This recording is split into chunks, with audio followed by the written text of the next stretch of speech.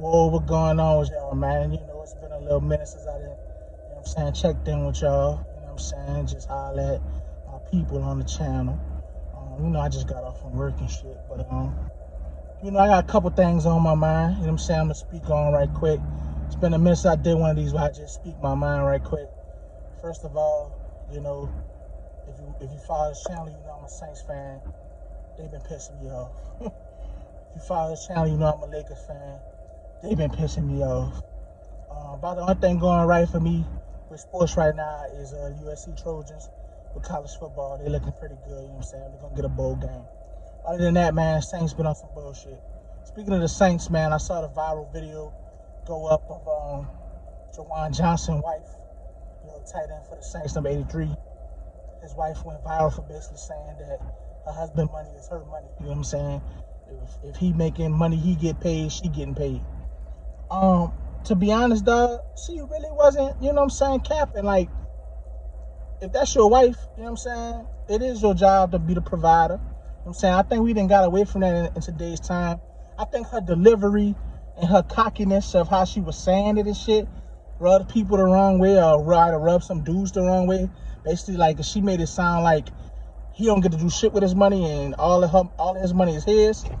I think that was just some trolling type shit, just some shit to get, people talking. Cause I mean, after doing a little investigation, her TikTok channel pretty much kind of like that. I think it was really like sarcasm. You know what I'm saying? But so it's sad the Saints going viral for shit like that. But anyway, also speaking of the Saints, I saw the homie Alvin Kamara, his shit. The video came out, leaked out of him beating your boy ass in Vegas. And, you know what I'm saying? That video was such poor quality, so I couldn't really see shit. But, his court date got pushed back to March 2023, so we ain't got to worry about that. But the season's shit water anyway. Now we want to get into, what just happened yesterday in New Orleans. Well, around the world we had, in America we had the election. You know what I'm saying, for the Senate and all that good stuff. Saw my boy Troy Carter won. Shout out to Troy Carter. I done interviewed him before on this page right here, so shout out to him. But as far as, Louisiana basically stayed a red state, I'm not shocked by that. Nobody should be shocked by that. I see everybody on Instagram and Twitter and all social media sites talking about, man, black people, we not voting, da, da, da. That's not nothing new. To be honest with you, when it come to Louisiana, man, after Katrina, I had a chance to live in some rural areas and go through a lot of rural areas in Louisiana.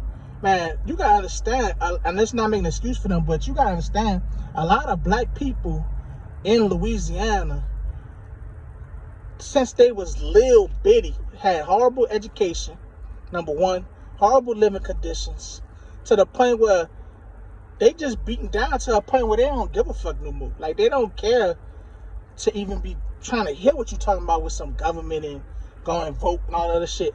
Because to them, their reality every day ain't changing, no matter who in that bitch. I'm saying that's the mind frame they got. They thinking about, trying not to get shot today. You know what I'm saying? And beef they got in the hood, or whatever foolishness going on, and who fighting today and all of this shit. They ain't thinking about going to no voting polls. You know what I'm saying? They thinking about how they gonna eat a sandwich today. Like, niggas ain't got nothing to eat up in the house. They thinking about how they gonna get off them birds in the hood. Like, they ain't got shit popping in their neighborhood to be talking about some going vote. They might not even have no car. They just thugging. It's sad, but then on top of that, they used to the white folks being racist as a motherfucker to them. You know what I'm saying? When I saw the dude Gary Chambers that just ran, right? When I saw he burnt the Confederate flag in one of his videos, I knew he wasn't going to win then. There ain't no way in hell you're going to burn the Confederate flag in Louisiana and expect to get elected in Louisiana. That's not happening. It's not happening. You made every single white person that's lazy to go vote, they ass got up and went vote against him. You burnt that flag, you burning their legacy, their heritage. They not playing that shit, man. That, Anyway, moving on. Rest in peace to Takeoff. That might have been the first thing I should have said when I started this talk about what's on my mind. Rest in peace, Takeoff. When I woke up that morning after hearing the news of what happened with Takeoff, I was in complete shock. Complete shock. And I had to think about it for a couple days, and I'm ready to make this statement. I feel like losing Takeoff for this particular generation and what that rap group meant to this generation when the Migos was in their prime is equivalent to TLC losing Left Eye. Let me explain. Years from now, when Quavo and Offset get together, because they gonna squash their beef, and they get together and they doing reunion tours, or they doing whatever they doing years from now, where it's the two of them on stage, they getting awards, they getting honored, they going into Rock and Roll Hall of Fame and Hip Hop Hall of Fames and all this other shit that they gonna get, the accolades they gonna see, the touring they gonna see. When I'm talking about when they going into their late 40s, 50s, all that shit, it's gonna feel the same exact feeling when you see TLC on stage and Left Eye not there. When you just see T-Boz and Chili, you know that nobody can replace that third element. Like, they, all three of them was special when they connect. You get what I'm saying? So that's what I mean by that statement. And to be honest with you, I've always felt like Takeoff was the best lyricist of the three of them. You get what I'm saying? So anybody that listens to me that's like, man, Left Eye was so cool at this and that, what she was, give her flowers. Don't sleep on Takeoff and act like he wasn't as prominent as the other two Migos. You know what I'm saying? Like, they all brought something unique to the game. When you look at TLC, the three of them, three women, they was all powerful in their own right. Same thing with these three men. They're all powerful in their own right and what they give to the game and what their group meant to the game. Yes, this is a group of women. Yes, that's a group of men.